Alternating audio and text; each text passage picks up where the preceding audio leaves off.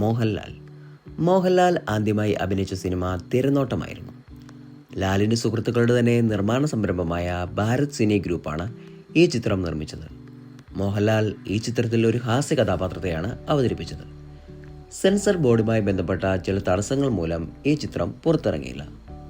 മോഹൻലാൽ അഭിനയിച്ച് പ്രേക്ഷകരുടെ മുന്നിലെത്തിയ ആദ്യത്തെ സിനിമ 1980 തിയേറ്ററിലെത്തിയ മഞ്ഞിൽ വിരിഞ്ഞ പൂക്കളായിരുന്നു. ആദ്യ ചിത്രം പുറത്തിറങ്ങുമ്പോൾ മോഹൻലാലിന് 20 വയസ്സായിരുന്നു പ്രായം. ആ ചിത്രത്തിൽ വില്ലൻ വേഷമായിരുന്നു മോഹൻലാലിന്. ശങ്കരായിരുന്നു മോഹൻലാലിൻ്റെ ആദ്യ ചിത്രത്തിൽ നായക കഥാപാത്രത്തെ അവതരിപ്പിച്ചത്. സംവിധാനം ചെയ്തത് ഫാസിൽ. മമ്മൂട്ടി. MD വാസുദേവൻ നായർ കഥയും തിരക്കഥയും സംഭാഷണവും എഴുതി സംവിധാനം ചെയ്ത ദേവലോകം എന്ന മലയാള ചലച്ചിത്രമാണ് മമ്മൂട്ടി പ്രധാന വേഷത്തിൽ അഭിനയിച്ച ആദ്യ ചലച്ചിത്രം. എന്നാൽ ഈ ചിത്രത്തിൻ്റെ ചിത്രീകരണം പൂർത്തിയായില്ല. 1971 പ്രദർശനത്തിലെത്തിയ അനുഭവങ്ങൾ പാളിച്ചകളാണ് മമ്മൂട്ടി അഭിനയിച്ച തിയേറ്ററുകളിലെത്തിയ ആദ്യ ചിത്രം. സുരേഷ് ഗോപി. 1965 അദ്ദേഹത്തിൻ്റെ 7ാമത്തെ വയസ്സിൽ K. സേതുമാധവൻ സംവിധാനം ചെയ്ത ഓടയിൽ നിന്ന് എന്ന ചിത്രത്തിൽ ബാലതാരമായി അഭിനയിച്ചുകൊണ്ടാണ് സുരേഷ് ഗോപി അഭിനയ രംഗത്തിലേക്ക് കടന്നു വരുന്നത്. മുതിർന്നതിന് ശേഷം അദ്ദേഹം 2 തമിഴ് സിനിമകൾ ചെയ്തു. ശേഷം സത്യനന്ദിക്കാട് സംവിധാനം ചെയ്ത് മോഹൻലാൽ നായകനായ TP ബാലഗോപാലൻ MA എന്ന സിനിമയിലൂടെ മലയാള ചലച്ചിത്ര രംഗത്തേക്ക് വീണ്ടും കടന്നു വന്നു. ദിലീപ്. സിനിമയിൽ സഹസംവിധായകനായാണ് ദിലീപ് തുടക്കം കുറിച്ചത്.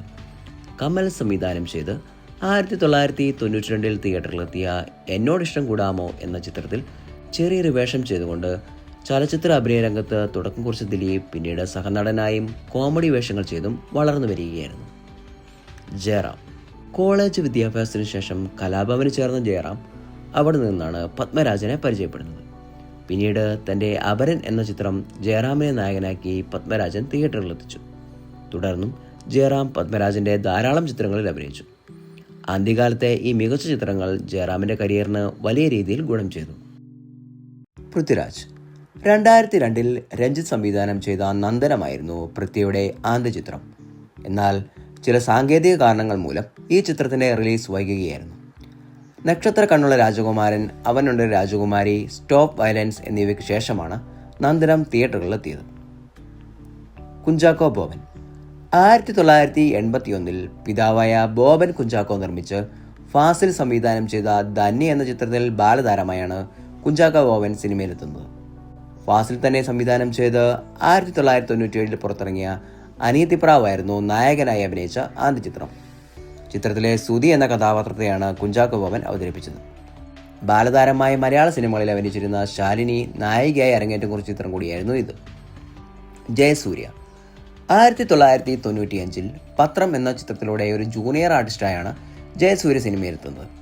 2002 വിനയൻ സംവിധാനം ചെയ്ത ഊമപ്പെണ്ണിന് ഉരിയാട പയ്യൻ എന്ന സിനിമയിൽ നായകനായി അഭിനയിച്ചുകൊണ്ടാണ് മലയാള ചലച്ചിത്ര രംഗത്ത് ജയസൂര്യ സജീവമായത്. ഊമയായിട്ടുള്ള ജയസൂര്യയുടെ അഭിനയം പ്രേക്ഷക പ്രശംസ നേടി. ആസിഫ് അലി.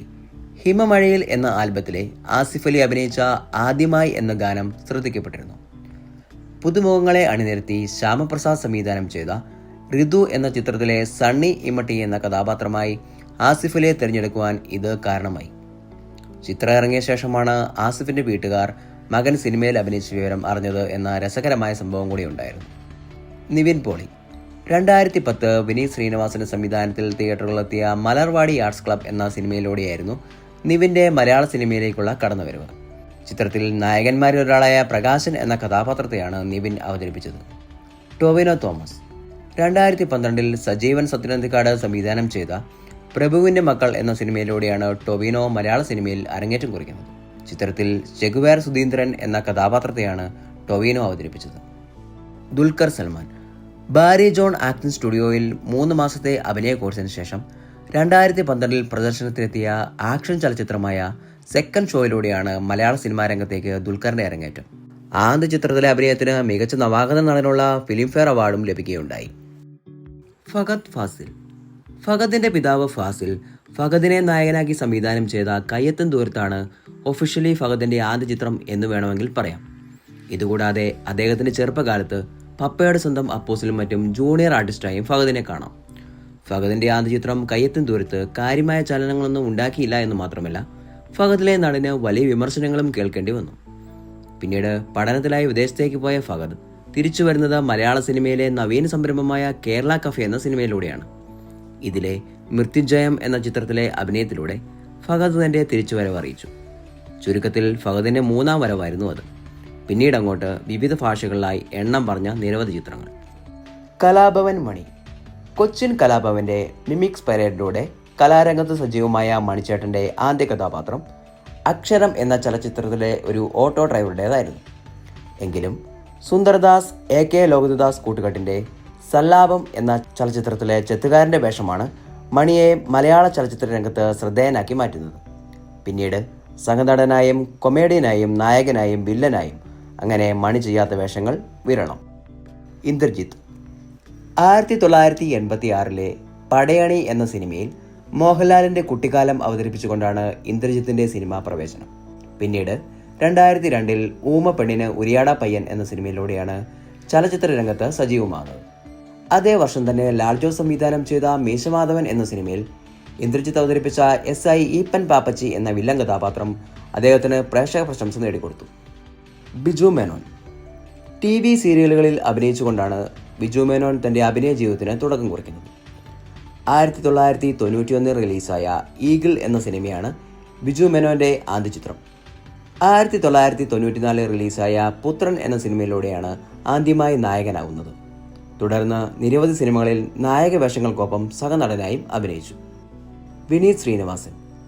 ഗായകനായി സിനിമയിലെത്തിയ വിനീതിന്റെ നടൻ എന്ന നിലയിലുള്ള ആദ്യ ചിത്രം 2008 പുറത്തിറങ്ങിയ സൈക്കിളായിരുന്നു.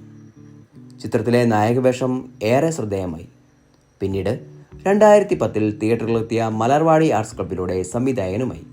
ബേസിൽ ജോസഫ്. ഷോർട്ട് ഫിലിമുകളിലൂടെ സിനിമയിലേക്കെത്തിയ താരമാണ് ബേസിൽ ജോസഫ്. 2013 തിയേറ്ററിലെത്തിയ അപ്പ് ആൻഡ് ഡൗൺ മുകളിൽ ഒരാളുണ്ട് എന്ന ചിത്രത്തിൽ ലിഫ്റ്റ് ടെക്നീഷ്യനായാണ് ബേസിൽ ആദ്യമായി മലയാള സിനിമയിൽ അഭിനയ രംഗത്തിലേക്ക് കടന്നു വരുന്നത്. ഹോംലി മീൽസിലെ ബേസിൽ എന്നു തന്നെ പേരുള്ള ചാനൽ എഡിറ്റർ കഥാപാത്രം ഏറെ ശ്രദ്ധ നേടി.